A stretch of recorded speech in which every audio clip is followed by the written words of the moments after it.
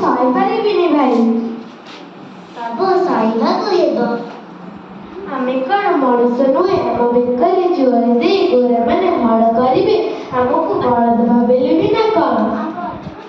ସେମାନେ ତମକୁ ତଳିଦେବେ, ଆଉ ପାଠ ପଢିପାରିବ ନାହିଁ। ଏମିତି ପଢିବା ଠାରୁ ନ ପଢିବା ଭଲ। ସେ ମୋତେ ତଳିଦେବା ଆଗରୁ ମୁଁ ଆପେ ଆପେ ଚାଲି। ସତରେ ତମେ ଚାଲିଯିବ? ନିଶ୍ଚୟ ଚାଲିଯିବି।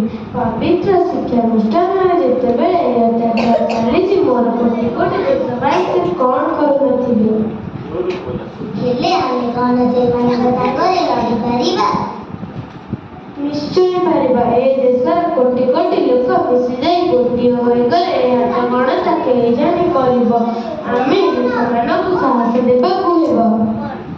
ତମେ ପାରିବ?